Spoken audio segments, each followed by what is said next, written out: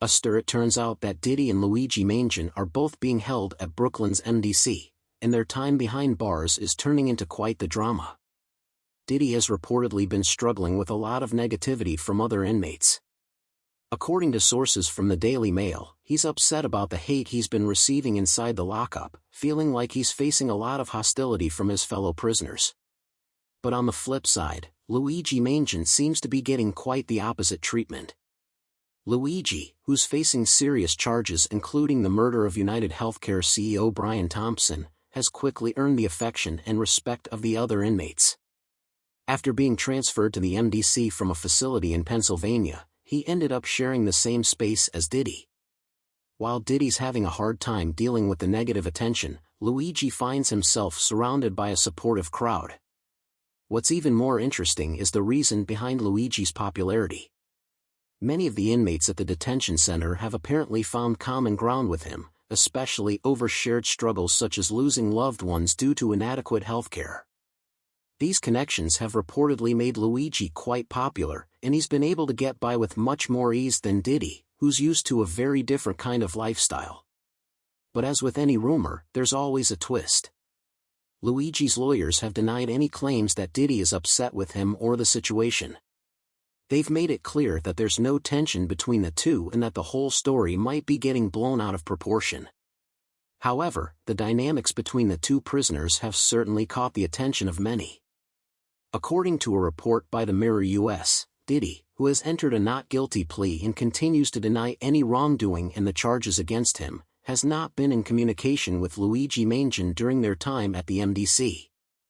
In fact, the two have reportedly made no effort to connect or engage with one another, as they have zero in common and their paths have not crossed inside the facility.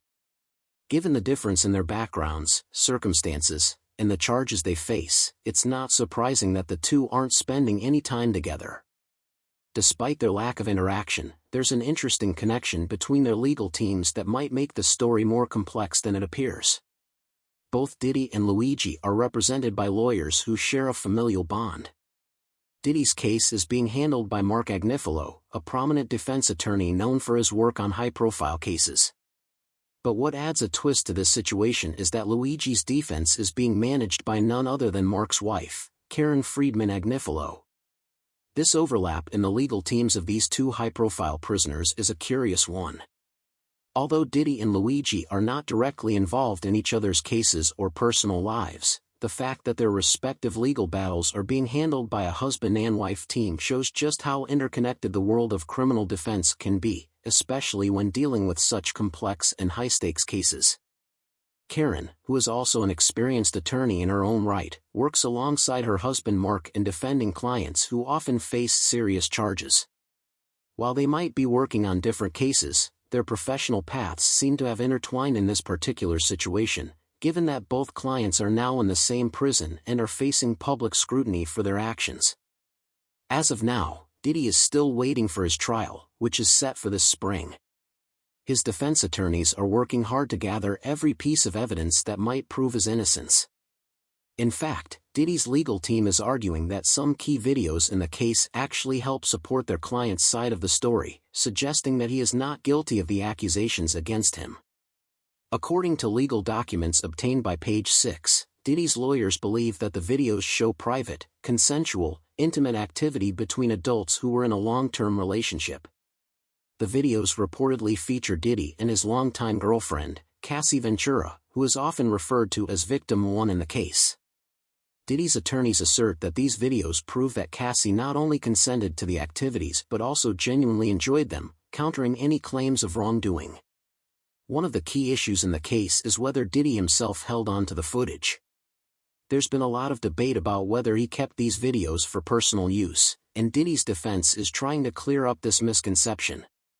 His legal team argues that the 9 videos in question do not even exist on Diddy's devices. They claim that none of the videos were seized from his homes during the federal raid in early 2024. Instead, Diddy's lawyers state that Cassie Ventura kept the videos on her own personal device for years. What's more, they claim that she produced the footage herself to the authorities. Diddy's team also emphasized that Cassie was not only a willing participant but appeared to be evidently happy, dominant, and completely in control in the videos. This, they argue, further supports the idea that there was no coercion or manipulation involved in their relationship. According to Diddy's lawyers, there's no evidence of any mistreatment, threats, or coercion in the footage, which counters the accusations of misconduct. But regardless of what, there's no denying that Diddy did some unshakable things, and if Cassie was indeed enjoying these, then it's only because Diddy would likely kill her on the spot if she didn't participate willingly. But what are your thoughts on this? Do you think Diddy is doing well in prison, or do you think life there is driving him mad? Comment down below, and while we wait for more updates, make sure to subscribe and like for more updates on this case. He heard a rumor that Living Single was actually a launching pad for another huge sitcom on NBC, leaving him to wonder just how much behind-the-scenes maneuvering was happening. T.C. Carson shared some fascinating insights about the behind-the-scenes happenings surrounding Living Single. He recalled that when the show first premiered, Warren Littlefield, then president of NBC, was asked in an interview if he could choose any show on television, and he responded with Living Single. This admission made headlines, generating excitement among fans. Soon after, Friends burst onto the scene, which Carson acknowledged was an amazing show that was executed beautifully. "If you're going to rock it, that's the way to do it," he remarked. However, the similarities between the two shows raised eyebrows, particularly when it came to recycled storylines. For instance, he pointed out how Khadijah constantly found herself dating yet another basketball player, asking sarcastically, "Who are you getting ready to live with this time?" He couldn't help but shake his head, reminiscing about how Cad's previous relationship with Grant Hill had been such a hot mess back in Season 2. Carson also highlighted some of the more ridiculous plot lines, like the infamous episode where Claire dressed up as a man. "Why? Just why?" he exclaimed, baffled by the choice. But the real kicker for him was the character of Kim, portrayed by the iconic Kim Fields. "She doesn't care about Charles. She's using him. She always wants what I have." "Like, what?" "Make a list," he joked. As the show approached its finale, he expressed his frustration over Kim's character arc. Finally, she snags a rich man and is so head over heels that she can't even bother to say goodbye. "We didn't deserve that kind of betrayal," Carson lamented. Then there was the much-anticipated finale episode, which left many viewers scratching their heads. While it was great to see Kyle Barker return, the context was baffling. He was brought back as a sperm donor for Maxine. "Oh, that's my profile of sperm donor 432, my man in the can," Carson quipped, incredulous at the decision. This wasn't just a disappointing season. It was a chaotic mess. And let's be real, we're still not over it. And rightfully so. T.C. Carson vividly recounted the bittersweet legacy of Living Single, a show that had been a top-rated black sitcom when it went off the air. "They pulled us from the lineup halfway through our last season," he explained, recalling how the network made the decision around Christmas, abruptly cutting short their run. What's more, after they were taken off the air, their reruns continued to dominate the ratings for the rest of the year. "Nobody stopped tuning in," he remarked. But the drama didn't end there. Carson teased, "Hold up, don't go anywhere just yet, 'cause we still got some lowdown, dirty behind-the-scenes drama that'll have you clutching your pearls." He hinted that the stories from behind the camera were even more shocking than some of the show's wildest plot twists. He reminisced about the sound stages used for filming. "To know what sound stage you guys were on, they now mark off like a different world, Living Single, and Friends, and I wanted to know where the Living Single one was," Carson said. "But we weren't there. We were on the ghetto lot." His frustration was palpable as he pointed out that all the major shows, especially those with predominantly white casts, were filmed on the more desirable lots. "We were on the ranch lot. We didn't have air conditioning," he lamented. The cast even staged a walkout due to the lack of craft services, highlighting the ongoing struggles they faced on set. Carson wondered aloud, did Warner Brothers have a master plan when they borrowed the essence of Living Single to create the mega-hit Friends? Well, depending on who you ask, it might just seem that way. Imagine a sitcom showdown that could only be described as a clash of titans, 6 black characters versus 6 white characters, each group holed up in their respective apartments, strategizing their next big laugh. This is the backdrop against which John Hinton and the Living Single cast found themselves infuriated when Friends was scheduled to air in the same time slot as their beloved show. As Hinton recalled, Living Single had already established itself as a trailblazer in television. "No, we were on first," he emphasized. "We had done a year. We did our first season, and then Friends came the following season."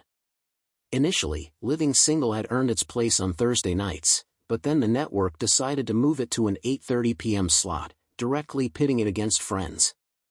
"It was like the original Friends versus Friends," Hinton said, highlighting the frustration of being overshadowed by a show that followed in their footsteps. When Living Single premiered on August 22, 1993, it did so with an all-black cast that was nothing short of revolutionary. The show quickly became a staple for viewers, particularly young black audiences, who found its narratives relatable and its humor authentic. Throughout its 5-season run, the cast tackled issues that were real, raw, and unfiltered, topics that resonated deeply with the audience. The characters navigated love, friendship, and career challenges, all while delivering the kind of wit and humor that made viewers laugh and think. This show didn't just sit pretty in the TV guide. It dominated the ratings, Hinton asserted, noting that Living Single consistently ranked in the top 5 among African American audiences during its entire run. This clash with Friends wasn't just about competition, it was a representation of a larger struggle for visibility and acknowledgement in an industry that often sidelined black stories. The Living Single cast, with their undeniable talent and charisma, set a standard for what representation in sitcoms could and should look like. Fast forward to September 22, 1994, and Friends burst onto the television scene, quickly becoming a cultural phenomenon. It debuted with an all-white, star-studded cast that included familiar names like Jennifer Aniston, Courtney Cox, and Matthew Perry, who swiftly became household favorites. The show's witty dialogue and relatable situations captivated audiences, leading it to stretch across 10 seasons and a staggering 236 episodes. Yet, as Friends gained acclaim, many couldn't help but notice the striking similarities between it and Living Single. "Oh, before you guys go, can I just ask you a question?" one character quips, leading into playful banter about the appropriate amount of time to wait after a breakup before moving on. The humor is unmistakably relatable, but for those familiar with Living Single, it was hard to ignore how similar the premise felt: 6 black friends navigating life in New York City versus 6 white friends doing the same in an almost identical setting. For cast members of Living Single, the emergence of Friends was a double-edged sword. Was it a case of imitation as the sincerest form of flattery or a strategic move by Warner Brothers? John Hinton pondered. The question lingered in the air, echoing the frustrations of many who felt their original work was overshadowed. "Get mad, because you're not getting any credit," he continued, highlighting the sense of injustice. "People talk about, 'Oh, what a great show that was,' and it was like it was based on ours. We don't get that type of credit, so it's kind of flattering, but at the same time, it's frustrating." Reflecting on television history, Hinton recalled how shows like The Flintstones drew inspiration from earlier works yet acknowledged their origins. "Back in the day, you had Jackie Gleason that turned into the Flintstones. It's fun, but you acknowledged it. For us, we got no acknowledgement. That's the thing that bothered me the most." The comparisons didn't stop there. The parallel storylines, the ensemble casts, and even the backdrop of shared apartments in New York City felt too similar to ignore. "It was just too similar," he lamented. 6 of us, 6 black folks in New York City versus 6 white folks in New York City. Same apartment, same apartment." Hinton's voice carried a blend of pride and disappointment. "They'll say, 'Oh, that was the most creative show in the world.' They don't give us that kind of love." For the cast of Living Single, the success of Friends was a reminder of the recognition they deserved but often lacked. The struggle for visibility in a landscape dominated by white narratives was not just about ratings but about the legacy of black storytelling and the credit that was rightfully theirs. Right out of the gate, the 90s ushered in a juicy sitcom showdown that was anything but fair. Friends and Living Single found themselves locked in a fierce tug-of-war for viewers, but the odds were stacked against Living Single from the start. While Friends skyrocketed in popularity, NBC saturated the market with promotions covering New York City and merchandise that ranged from t-shirts to calendars. In contrast, Living Single was virtually invisible in the merchandising arena, left by Fox to languish in the shadows. The disparity was glaring. Friends enjoyed the privileges of filming on the big lot, which meant they had access to top-tier amenities, superior sets, and extensive promotional resources. At the end of it, they were making $1 million an episode or something like that, he lamented. We didn't approach, at least I never approached, any of those numbers. The financial chasm highlighted the systemic inequalities in the television industry, especially for shows with predominantly black casts. But the drama didn't stop there. In a bold and brazen move, Fox shifted Living Single from its cozy Sunday evening slot to a cutthroat Thursday night face-off, directly against Friends. Talk about a setup. Viewers were suddenly forced to choose sides, propelling Friends into the stratosphere of cultural phenomenon while Living Single tragically met its end after just 5 seasons. The decision to pit these two shows against each other not only fractured the audience but also led to a significant decline in viewership for Living Single, which had once dominated the ratings. If you thought that was scandalous, T.C. Carson, who brought Kyle Barker to life, claimed he was canned from Living Single after daring to call out Warner Brothers for sidelining their show in favor of Friends. In a revealing interview, Carson didn't hold back about the tension simmering behind the scenes. He had become the unofficial spokesperson for the crew, always stepping up to address grievances with the producers. He'd be the one to say, "Okay, y'all, we need to talk," whenever they had to tackle some drama on set, recalled. One of his co-stars, Living Single, turns 30. T.C. Carson is still feeling the impact as the iconic show celebrates its 30th anniversary. A whole new audience has discovered it through streaming and syndication. While the cast has moved on to new heights in the entertainment industry over the decades, the love from both new and longtime fans continues to pour in. T.C. Carson, who played Kyle Barker, welcomes it all with open arms, but he's also developed a fresh perspective on life during these times. "I'm working to get a handle on my mental stability," Carson shared during our interview. The actor acknowledges that the current political climate has affected his well-being, yet he channels that energy into his passion for acting as a way to unplug and recharge. With racial tensions rising, manifesting in attacks on our education system, revisionist history, and a war against black bodies, shows like Living Single and characters like Kyle Barker remind us that it's always okay to be our authentic selves and to surround ourselves with people who understand that. "What I realize is that if they can keep you off-center, if they can keep you stressed and agitated, then you end up spending money to escape those feelings," Carson explained, addressing those who continue to oppress our community. So the goal is to avoid that state of mind and recognize that a lot of good things are still happening. In many ways, life has mirrored art. When you hear T.C. Carson speak today and reflect on his time on Living Single, we're all aware of the world around us. But like the 6 friends on the beloved show, laughter and living life brought them together, serving as a form of escapism from society's treatment of people who looked like them. The show didn't shy away from serious topics.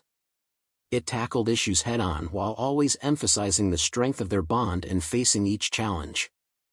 Born and raised in Chicago, Carson was instrumental in bringing the image of an educated black man to television. He portrayed Kyle Barker, a smooth-talking Wall Street executive who unapologetically went after what he wanted, and most of the time, he got it. This role was significant not just for the viewers of Living Single, but also for Carson himself, who often challenged the narratives being crafted in the writer's room. "I recognized early on what the show meant to my community," Carson reflects. "I could see the impact it had on young brothers and young women," he explains. In today's age of social media and intense social commentary, the influence of Living Single is more evident than ever. We watched Khadijah's entrepreneurial journey, Maxine's career as a lawyer, and Sinclair's determination to become an actress. Alongside Regine's unapologetic exploration of her path, young black boys saw Overton's creativity and Kyle's intelligence as a successful stockbroker. This offered a positive representation that was rare at the time. We hadn't seen that level of success or work ethic before, Carson observes about the characters' lives and careers. I felt a responsibility to ensure we didn't become buffoons or the butt of jokes, he says, recalling how young black men would approach him to express how much the show meant to them. Carson's commitment to telling authentic stories ultimately led to his departure from the show, a moment he refers to as being fired. Yet, he has no regrets about his advocacy for meaningful representation. "I don't regret anything I was pushed to do on that show. All of the battles we fought were vital for the show's legacy. That's why living single is what it is today," he says confidently. With a career spanning over 30 years, T.C. Carson has never lost sight of his first love, music. The multi-talented star has been performing and sharing his unique voice, which fans got a taste of during several episodes of Living Single. Now, Carson is fully reconnecting with that passion. "There's no better feeling than being on stage with my band, the sound just right, and everyone vibing. It doesn't get any better than that," he says. Fans have embraced Carson's musical talents, whether through his social media performances or live shows at venues like City Winery. As he continues to celebrate his role in such a groundbreaking show, one thing is certain: Carson will always stand up for representation, ensuring that we are seen.